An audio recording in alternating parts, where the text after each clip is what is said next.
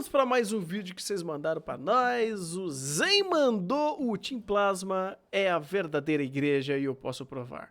Ou né? Porque daí não cabe o título inteiro. E estamos aqui com o Kaká, mestre Pokémon. Olha só, vamos que vamos então. Toda geração, a gente tem, antes dela sair, algumas representações do que está por vir na região anterior. Por exemplo, no próprio Sinnoh, a gente vê uma igreja sob um lugar muito distante. Como o próximo jogo seria o primeiro jogo de Pokémon que se passaria num lugar longe do Japão e que provavelmente ia ter uma outra religião, eles simplesmente só falaram: vamos botar essa igreja aqui para simbolizar alguma coisa. Inclusive, até Pokémon mítico às vezes fazem isso. Magearna tá em Alola, mas representa Galar.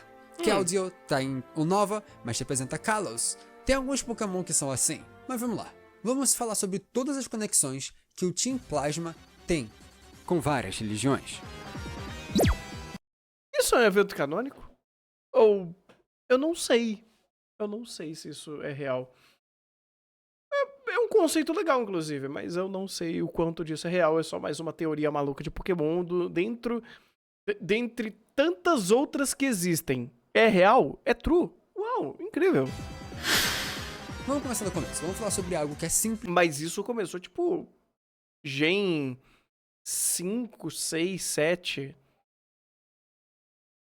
Vai indo, né? Não sei, acho que no começo não tinha. Você jogou, mas não leu. Os Pokémon que eu joguei é até Gen 3. Dali pra frente, só pra trás. Eu não vi nada. Ah, mas Tata, você jogou nos Lock. Sou o Silver, sou o Link, sou o Silver, ótimo. Não, né? Pô, aí não. Você não jogou conosco em live. Ai, meu Deus do céu, povo carente que quer ver eu jogando Pokémon, viu? Que a gente vai servir como base para tudo que eu te vou falar daqui pra frente. O simbolismo do catolicismo bem simples é o cristograma. Geralmente um conjunto de símbolos e imagens, coisas, para simbolizar o nosso querido amigo Jesus Cristo. O Cairo, por exemplo, um dos mais famosos e mais antigos, é um símbolo disso. E dá pra perceber a influência que ele teve no símbolo do Team Plasma. Tá certo que aqui do grego Cairo visualmente e foneticamente é diferente, mas ele tem até o mesmo P. O nome do brasão, o nome da equipe foi feito provavelmente baseado nisso. Mas vamos lá. Esse brasão aqui é encontrado em um mosaico numa igreja da Basílica de San Vitale. Eles usam até a mesma cor que o Team Plasma. E nessa imagem a gente vê Justiniano e 6 outras. Falando nisso, quando você vai botar nos lock, eu sou o Link na rodinha. Ah, já tem muita coisa na roda, né? Deixa eu dar uma esvaziada na rodinha, né? Eu acho que já tem coisa demais, né? Vamos dar um tempo pra minha rodinha? Senão, se você ficou abusando da minha rodinha, é foda, né, cara? Pessoas que são importantes para a criação dessa igreja. Pessoas, de padres a banqueiros patrocinadores, juntos, que foram quem criaram as raízes daquele lugar. Eu vou usar eles como base para uma analogia. Mesmo que Ghetsis ele seja o líder dos sábios, ele também faz parte do grupo. Eles só acabaram elegendo ele como seu líder dentre aqueles sábios. Ele que vai decidir as coisas pela igreja Plasma, assim como o Papa. A sua hierarquia funciona assim, com o Papa, uma pessoa, o seu líder, e seus cardeais. Os membros que são um grupo de alta importância para a igreja e que ajudam o Papa em diversas competências, mas que quem decide e dá a última palavra é o seu líder, o Papa Ghetsis. No caso do Papa são mais do que só 6 cardeais, mas a gente já explica do porquê que eles escolheram 7 só. Inclusive, nesse mesmo mosaico que a gente estava falando, a gente também vê os guerreiros da igreja, os Grunts do Team Plasma, que são inspirados nos Templários. Toda a sua temática visual de cavaleiro vem deles, e toda a sua função também. A gente vai voltar a falar dos Grunts quando a gente falar sobre a divisão da igreja, Team Plasma, e vamos continuar falando sobre os papas, sobre os 7 sábios. O Team Plasma, ele parece, aí os Minions dele parece mais cavaleiro, templário, aí a analogia faz sentido. E também tem essa ideia de arquitetura, tá batendo. Primeiramente pelo seu líder. O personagem Ghetsis tem analogias e conexões, e a gente vai começar pelo mais simples, que é o seu visual, o das suas roupas, dourado e roxo. O dourado é simples, é a cor do ouro, símbolo de nobreza. Roxo é um pouco mais complicado de entender de primeira. Vamos falar sobre a história da cor roxa. É uma das cores mais difíceis de se conseguir naturalmente, então só era utilizado pelos nobres e pela igreja, mas ainda assim não era tão fácil de conseguir, mesmo sendo rico. Por isso que você vê tão poucas bandeiras usando essa cor. Então, pela economia, ninguém usava essas cores em bandeiras no passado. E por isso que ninguém usa roxo. Na verdade, tem 3 bandeiras atuais que usam roxo 2 bandeiras atuais que usam roxo. Num pedaço muito pequeno. E é muito pequeno. Teve uma bandeira roxa, mas que a história é meio longa. Mas vamos voltar. É uma coisa que eu nunca tinha parado pra pensar. Realmente, pouco se usa roxo em bandeiras. E rosa, talvez rosa também se usa pouco, mas aí não sei se tem alguma conexão dessa. Azul usa bastante, mas é roxo não. Vamos continuar falando sobre Gettys. Gettys como um personagem e as suas intenções é um amontoado de referências. Por exemplo, ele tem um olho tapado e mostra somente um deles para referenciar ao olho que tudo vê. É um olho, mas ainda tem outros 2 detalhes. Ah, daí deveria ser um, tipo, sei lá, um óculos triangular, né? Alguma coisa triangular. E aí ia ser da hora, hein? Aí ia ser bala. Sobre o caminho da árvore da vida e o caminho de Sephiroth. O caminho, ele é assim. Você tá indo longe. Eu tô falando de maneira resumida aqui. Você tá indo o caminho, longe. ele referencia a conexão entre você, a sua mente, aos céus. O místico ao humano. Ele é o caminho a seguir da terra ao céu. O Cloud ao Sephiroth. Faz todo sentido. São passos e estudos... Eu fiz a ordem contrária. Pra cá pra baixo. São passos e estudos a serem seguidos para você entender o caminho da vida e poder seguir pro além. Se parece estranho e confuso, lembra da amarelinha? Ela vem disso. São 10 emanações de deuses no caminho de Sephiroth. Faz sentido. São 10 caminhos na amarelinha. Faz sentido. Faz todo sentido. Não, boa analogia, boa analogia. Então, vamos lá. O caminho, ele segue um caminho. No topo, Keter, a coroa. O começo da mente e o desenvolver do aprendizado. E que junto dos 2 próximos caminhos, que no ser humano é simbolizado pelos 2 olhos, se completa. E daí é onde vem o olho que tudo vê. É o 2 olhos e o terceiro olho, o abrir dos olhos e uma referência a como você agora com a mente mais aberta consegue entender e chegar no resto das coisas do aprendizado do caminho. Eles juntos simbolizam a mente disposta a aprender. E aqui é a parte engraçada. Isso é marcado no Gettys. Os 2 olhos da roupa conectam com um olho só que ele tem aberto e formam um triângulo.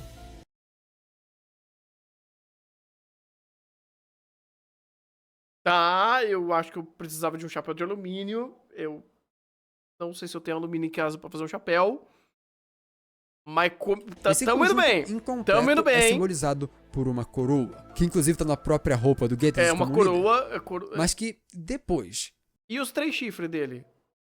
Porque esse cabelo aí é chifre, né? Daí é um chifre, não sei o que isso significa. Vamos ver, vamos lá. Voltando agora pro caminho de Sephiroth, tem 2 caminhos verticais para baixo. Cada um deles significa uma coisa. Cada lado, o seu próprio simbolismo. O caminho da misericórdia e o caminho da severidade. E adivinha qual dos 2 o Gettys seguiu? Referenciado mais uma vez na ausência de um dos braços do Gettys. Não que ele não tenha o outro braço, mas que você consegue ver que ele sempre só usa um dos 2 braços. O outro braço ele deixa por trás, porque ele quer usar somente o caminho da severidade para alcançar a missão dele. Caraca, ok, profundo. Isso é uma simplificação enorme de tudo que a gente vê na Cabala como um todo, que é o nome dessa filosofia religiosa que a gente acabou de falar, sobre o caminho da vida, porque é só uma curiosidade sobre o ponto de referência usado no Gettys como personagem. Como a gente fala bastante aqui no canal, a Game Freak usa muita coisa para planejar qualquer história. Desde a 4ª geração, na verdade, que nada de Pokémon é tão simples. Eles começam a envolver e misturar uma quantidade enorme de coisas. Nada é tão simples quanto só um Pokémon sorvete. Nada tão simples quanto um Voltorb. Nada tão simples quanto um Electroid. Tanto que, voltando pro caminho da vida, tem nada mais tão simples quanto um Dito. Muck. Muck é simples. mais coisas simbolizadas no Gettys como um personagem e no seu time de Pokémon, dele ter seguido o caminho do mal achando que já sabia de tudo. Tem um último que serve de conexão entre a mente e o resto do corpo. That. Você começa a seguir um outro caminho completamente separado por não seguir o caminho balanceadamente. Você chega na falsa cabeça em Qliphotz. É como se você pulasse o número 4 na amarelinha e fosse pro 5. E é por isso que ele tem um Hydreigon Bom. no level antes de evoluir. Ele adquiriu a falsa cabeça Como que fala? no level antes de evoluir. E é por isso que ele tem um Hydreigon no level antes de Hydreigon. evoluir. Eu chamei de Hydreigon. Hydreigon. Ele adquiriu Tá errado. Hydreigon. Tá errado. É, eu sempre falo nomes errados de Pokémon. Eu falava Hydreigon. Hydreigon, mas aí às vezes eu comi o I. Hydreigon. Aí Hydreigon. Aí mato o I. Mais fácil, Hydreigon. Não é? Ah, pode ser Hydreigon também, não sei. Aí é chutar o balde. Hydreigon com I mudo. Viu? Eu não sou o único! Eu não sou o único! Eu me sinto mais pessoas ao meu lado, assim, né? Eu me sinto com mais gente. Perfeito, obrigado. Mas tu falou certo. Não é Hydreigon? Hydreigon? Não é? a falsa cabeça antes da hora certa, e que, como é o caminho do mal, o Hydreigon é um Pokémon tipo Dark. Hydreigon. Ele foi criado Faz exatamente sentido. para É um simbolizar dragão. toda essa mistura com Ghetsis. Mas ele manja, ele é um mestre Pokémon. Eu sou apenas um plebeu Pokémon. Então ele tá certo, eu tô errado. Hydreigon, inclusive, é um Gyarados! Não, peraí. Não, Gyarados é Gyarados. Gyarados. Mas tem gente que fala, ou pelo menos falava no passado, Gyarados. Eu já ouvi muito Gyarados na vida. Pokémon alemão. Mas é porque. Ah, tá, por isso que ele é. Peraí, Pokémon é alemão? Simbolizar toda essa mistura com Ghetsis. O Hydreigon, inclusive, é um Pokémon alemão, porque Hydreigon, Dino, Svilus é 1, 2 e 3 em alemão. Todos nós estamos errados. Eu falei, por isso que. Ele é um mestre Pokémon, cara. Kaká sabe. Eu falei, eu sou um camponês Pokémon aqui, não sei porra nenhuma. Ó. Hydreigon. Aí eu já não sei mais falar isso. Nessa ordem, na verdade, eu falei uma ordem ao contrário. Mas e eu não preciso explicar pra vocês o porquê que isso tudo tá conectado. Porque Qliphotht, Sephiroth, tudo isso envolve o judaísmo. E judaísmo alemão. Nos outros Pokémon do próprio Ghetsis tem algumas conexões. Pera aí, então tá dizendo que existe algum Pokémon que ele tem a ver com o catavento? Com o catavento e o bigodinho? É isso?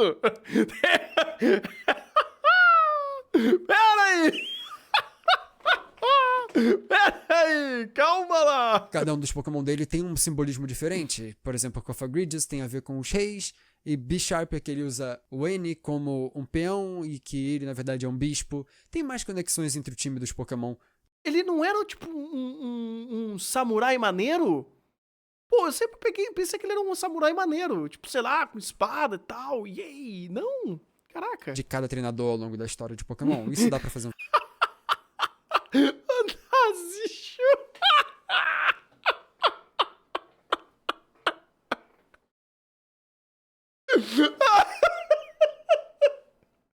Gente, é melhor parar com isso. É melhor parar com isso, porque senão a gente vai chegar em lugar ruim, tá? um vídeo só sobre isso. Vamos por enquanto voltar à igreja e falar sobre os outros sábios. Vai dar ruim. Revisitando eles são referências a um grupo como um todo no hinduísmo.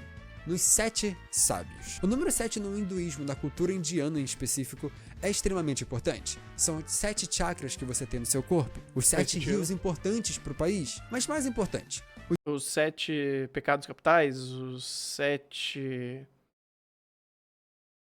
777 do cassino, o 007, eu não sei, deve ser. 7 sábios, Saptarashi, são aqueles que estão desde o começo de tudo.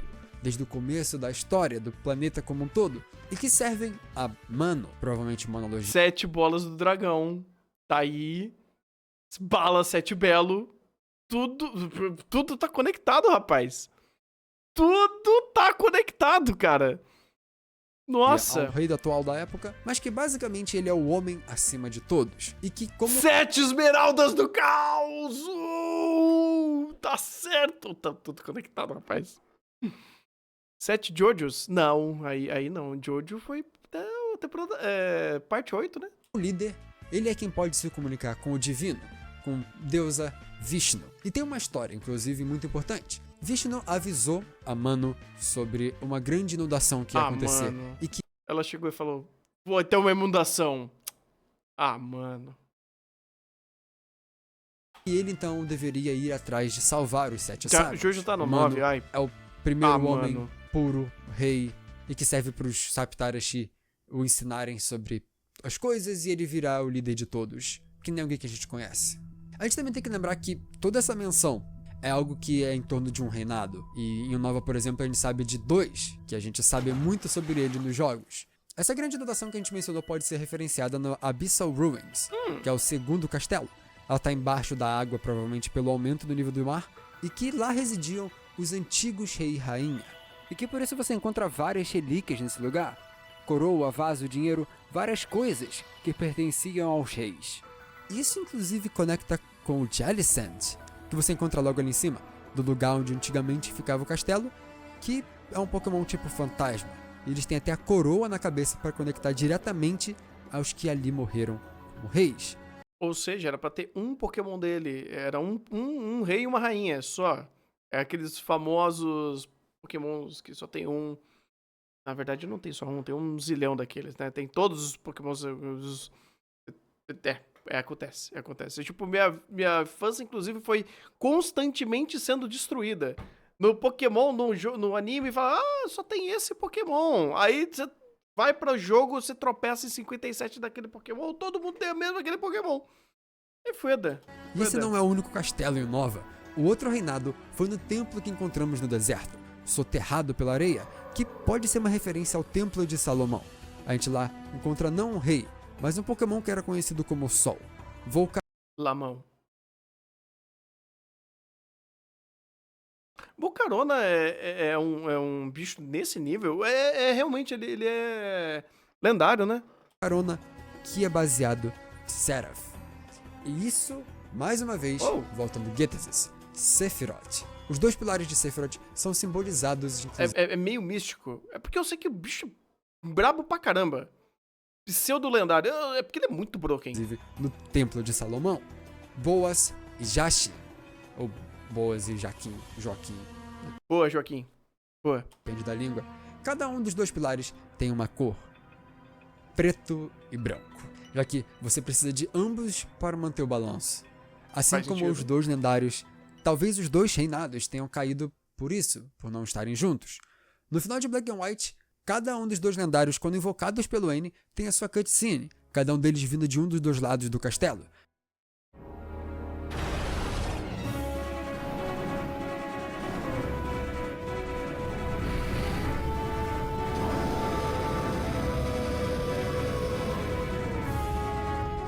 Já que cada um representa uma metade da verdade, que ambos, sozinhos, são incompletos. E que por isso, Getesis tenta fazer com que N seja sua outra metade.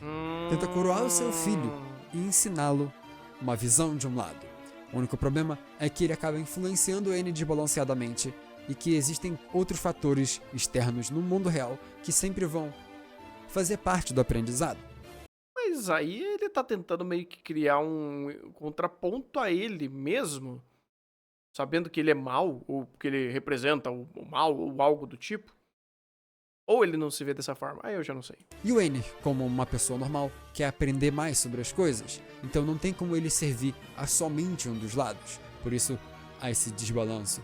Quando você olha para a coroação do N como um príncipe, inclusive, é uma analogia rei sobre de fantoche. como a igreja queria coroar reis para servir de exemplo. Ou fantoche. O chat já tá à frente. Ele servia como uma ponte para unificar todo um grupo de pessoas e uma filosofia, a de viver com os Pokémon livres de uns serem donos do outro, tentando impor assim a sua ideia como um grupo à vida dos outros, uma forma melhor de se viver e que eles deveriam segui-la. A ideia do seu líder. Ele é. Mas a gente sabe como tudo termina isso em Black and White. O plano de Getesis não dá certo. Ou como terminar a religião também, né? Daí a igreja faz exatamente isso. Nomeia reis e diz, então, né? Não esquece do clero, não. Quando tu virar rei ali, dominar um país, ter muitos recursos, né? Pô, lembra da gente. Lembra da gente. Você precisa de balanço, no final das contas. E que, como ele não acreditava e tudo deu errado, o Team Plasma, ele terminou. Ele precisa de balanço, de fato. Naruto concorda com essa frase. Só que não. Deu uma errada. O Team Plasma, na verdade, se dividiu em dois. Caraca, um virou os Templários, o outro virou os Polícia. Os caras de boina e tal. Um pouco como Black and White 2, a gente conhece o Neo Team Plasma, que é basicamente uma divisão entre as duas vertentes da Igreja Plasma. E essa divisão, Ninja? inclusive, é mais Pirata? uma referência à Igreja Católica. Catolicismo com boina. Essa eu não conheço. Em 1054, ocorreu o cisma da Igreja Católica. Resumidamente falando, da divisão de como cada vertente da igreja via a imagem de JC, nosso querido mano Jesus Cristo. E isso é demonstrado também no Team Plasma, que na volta em 9 em BW2, um deles segue ainda os ideais de N, sem necessidade de um líder em si, só da sua filosofia, e do outro lado seguindo um líder, um ícone, que dessa vez no caso seria Zinzolin, em busca de Getzes, e a tentativa de reviver a imagem de um ex-líder que já se foi. Também existe um outro problema na igreja em faz sentido. 1307. A gente não vai entrar em muitos detalhes, mas por isso alguns templários se separaram da igreja e viraram piratas. É pirata? Isso explica muita coisa do visual, mas também vamos Explica? Pra mim isso é boina com colete à prova de bala. Não sei. terceira Não divisão sei. da igreja, que é a mais importante porque é a mais atrelada aos jogos. Nos jogos, eles sempre tentam usar alguma coisa, algum tema. O X, mas pô, beleza. De um lado você tem o X na cabeça, do outro você tem boina, que aí você pode referenciar... Eu não sei que boina referencia, aí eu posso estar tomando gap.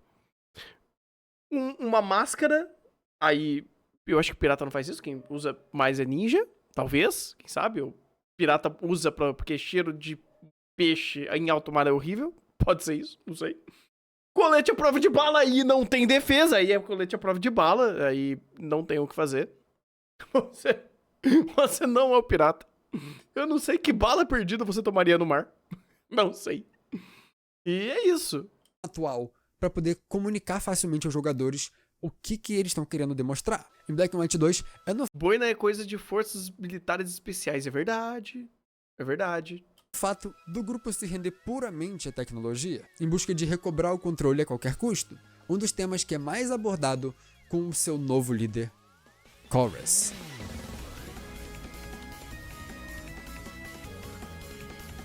Pô, mas o outro morreu e ele não explicou o chifrinho. Pô, ele explicou a coroa, ele explicou os 3 olhos, a cor. Por que do cabelo com chifrinho? Pô, Kaká, agora eu fiquei curioso. Tem alguma explicação pro chifrinho? Porque parece que tudo tem explicação. Ou imagino que tenha, não sei, porque é um chifrinho. Anticristo, referência, 3 chifres. Tá aí, olha só. É uma boa ideia, uma boa ideia. Seria legal colocar também, né? A besta da Bíblia tem 3 chifres. Olha só. Ó, chat, complementando informações, muito bom. E aqui é onde começa a graça. É pra esconder os chifres. Como você esconde um chifre com um chifre? Eu vou esconder o chifre colocando um chifre em mim. Faz sentido? Não sei. O Chorus em japonês se chama Akrama. E nesse momento eu garanto que tem algum fotógrafo assistindo esse vídeo que já entendeu bastante, só de eu dizer o nome da lente. Porque é o seguinte, pra quem não sabe, lente acromática ela serve para corrigir aberrações cromáticas, aberrações que são na mudança das cores na hora da fotografia, principalmente na luz branca. A cor do lado oficial do N, Hashiran, e que as cores que mais sofrem distorção são roxo e azul. Coincidentemente, não coincidentemente, são as cores do Team Plasma e do Neo Team Plasma. A intenção da escolha do Chorus é plenamente para corrigir essa distorção causada pelo próprio antigo líder N, do próprio N e da equipe como um todo. E exatamente falando, existia já desde o primeiro do Team Plasma, Black and White, uma conexão com a tecnologia como um todo. Isso só fica ainda mais claro quando no segundo começa a crescer um pouco o desespero e eles têm que fazer alguma coisa mais exagerada. Mas sempre teve desde o primeiro jogo. Isso também ajuda a gente a entender que o Getzes realmente era o olho que tudo vê, porque ele, como líder, era o único que sabia de tudo, o olho que tudo vê. E com isso você ia até o P2 Lab, o lugar que servia de olho que tudo conexão vê. entre o Team Plasma e a tecnologia, o Genesis e o olho que tudo vê. O Laboratório P2 é um laboratório científico onde o Team Plasma construiu o Genesect. A gente sabe disso pelo cientista que aparece por lá Ele e montou que o bicho. todos os textos que você lê pela sala referenciam o Pokémon mítico. Lá uma referência a uma loja maçônica, a Lodiária P2, de Propaganda 2, que foi um local de planejamento maçônico real que conspirava politicamente em várias nações, mas que principalmente influenciava na Itália. Peraí. Os maçom fez tudo isso, conspiracionou um monte de coisa e não fez um Pokémon pra gente? Cacete, vocês tinham um trabalho e não fizeram isso? Pô, cara, aí é foda, viu? A gente sabe que é realmente uma referência disso, já que na dublagem italiana foi o único que mudou o nome do lugar do jogo. Nos jogos lá um laboratório com os dados sobre o experimento do Genesect, que eles iam usar como uma arma política. E que eles acabaram desistindo daquele plano com aquele Pokémon específico e usaram o Kyurem.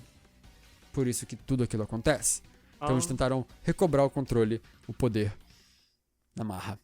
É Pokémon. por isso que é o único jogo que tem uma versão 2 que é uma continuação, porque tem uma história muito boa pra ser contada até com o time vilão. Mostrar que todo vilão, toda filosofia de ideia, ela pode correr uma divisão entre quem está usando isso só pelo poder e quem está usando isso porque realmente acredita. Então, com todas essas razões e motivos da divisão do próprio Team Plasma, você consegue ver que a imagem do Genesis, do Chorus e do Neo Team Plasma são uma adaptação em busca de manter o poder. Enquanto aqueles que seguem realmente a filosofia inicial de melhorar a vida, de viver melhor com o Pokémon, a filosofia do N, são os que se separam do grupo e que querem fazer aquilo que sempre fizeram. Com essa dualidade você consegue... Você sabe a referência do time vilão de XY?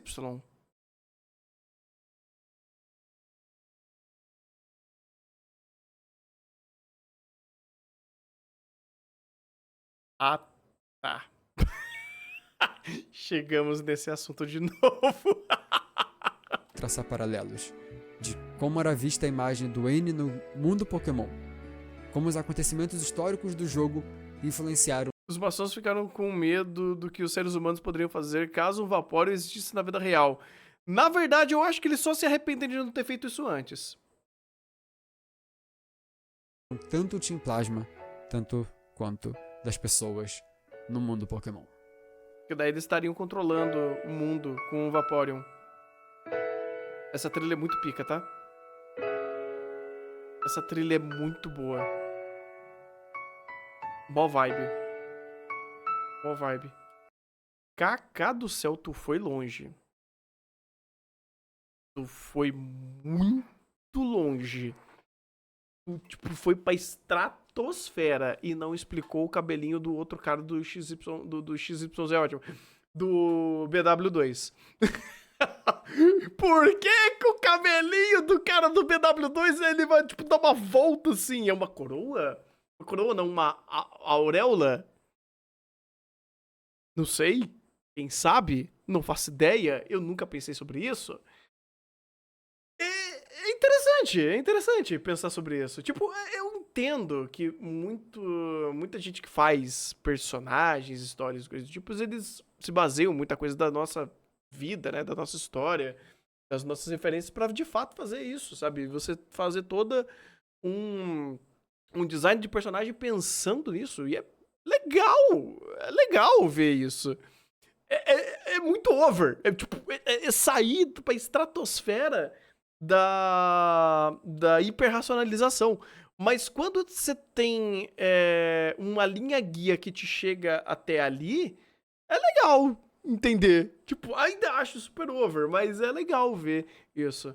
É que é interessante que, tipo, pô, pro cara que eu não sei o nome dele, que é muito difícil, o cara dos 3 chifrinhos, eu vou chamar ele assim, mais fácil. Tem puta racionalização sobre, e aí eu não sei qual é a racionalização de quando fizeram o Brock. O que eles estavam pensando quando fizeram o Brock? Tipo, porra. Eu sei, é outra coisa. Mas, por exemplo, o N. Cadê o N? Tem uma do N aqui? Aqui o N. Por que o N? Eu não sei. Eu também quero uma racionalização sobre isso. Pô, eu quero saber por quê. Ou pelo menos alguma linha lógica que racionalize sobre isso. E, por exemplo, acho legal a ideia dele ter predominantemente muito preto e branco. E um verde, eu não sei porque o verde tá ali, mas ele tá lá. Sabe? Ele existe. Então é legal pensar nisso também. Ou se ele tem algum acessório que meio que dá a ele alguma outra, sei lá, leitura sobre o personagem. Porque tem muito personagem que, de fato, ou muita franquia, algumas histórias, coisas do tipo, que monta o personagem pra ele contar uma história. Pra ele mesmo passar muita informação sobre ele. Eu acho isso legal quando isso acontece. Né? Mas eu senti falta do N. Queria saber mais sobre o N. Tem um vídeo só sobre o N. Verde da natureza, a natureza. Ah, tá. Entendi. Faz sentido. Verde da natureza. Ele gosta do natural. Entendi. Ele não fuma pendrive. Ele gosta do natural. Entendi. N de natural. Ah, olha só. Meu Deus do céu. Meu Deus do céu. Agora perguntem pro Araki por que cada personagem tem o design que tem. O Araki vai mandar essa a merda. Natural Harmony Group. Ele de narcótico. Olha, pensando bem. Eu acho que já entendi o N. Tá certo. Eu só não entendi o Brock ainda. Mas é isso. Excelente vídeo, Kaká. Gostei muito de saber dessas informações. Eu achei bem interessante de verdade. E é isso. Eu vou deixar o link dele aqui na descrição. E obrigado, Zen, por ter mandado pra gente. E um bom anime. Até o próximo vídeo.